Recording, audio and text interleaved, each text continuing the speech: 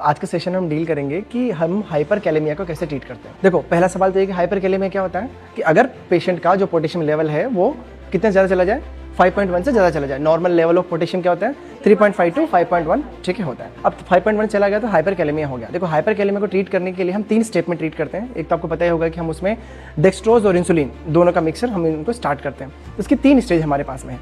पहली स्टेज में हम क्या करते हैं कि हमें पेशेंट के जो कार्डिक मेम्ब्रेन है उसको स्टेबल करना है। तो स्टेबल करने के लिए क्या करते हैं, उसे कैल्शियम ग्लूकोनेट हम देते हैं। कैल्शियम ग्लूकोनेट को कैसे देते हैं, इसका फंडा है 10-10-10।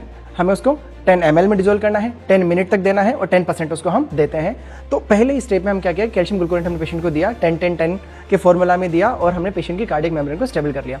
दूसरी स्टेप अभी आती है, जो पोटेशियम है उसको हमें क्या करना है कि हमें उसे इंट्रावेस्कुलर कंपार्टमेंट से इंट्रासेलुलर कंपार्टमेंट में शिफ्ट करना है। उसे हम लोग ग्लूकोज और इंसुलिन साथ में हम देते हैं। अब देखो, ग्लूकोज इंसुलिन साथ में देने से क्या फायदा मिलेगा उसे कि जितना भी जो उसका पोटेशियम है वो अब उसके वेस्कुलर कंपार्टमेंट से उसके सेलुलर कंपार्टमेंट में आ जाएगा, लेकिन अभी तक ये बॉडी से बाहर नहीं निकला है। तीसरी स्टेप में हम पेशेंट को डायरेटिक्स देते हैं, जैसे कि लूप डायरेटिक्स हो गया, लेसिक्स हो गया, फ्रूसामाइड हो गया, ताकि जितना भी जो पोटेशियम है वो बॉडी से बाहर निकल सके। तो ये 3 इजी स्टेप में हम करते हैं। पहला, हम कैल्शियम ग्लूकोनेट देंगे। दूसरा, पेशेंट को हम लोग डेक्सट्रोज प्लस इंसुलिन देंगे। और तीसरा, हम उसे डायरेटिक्स देंगे ताकि वो बॉडी से बाहर निकल सके। So this is the management of the hyper kalaemia.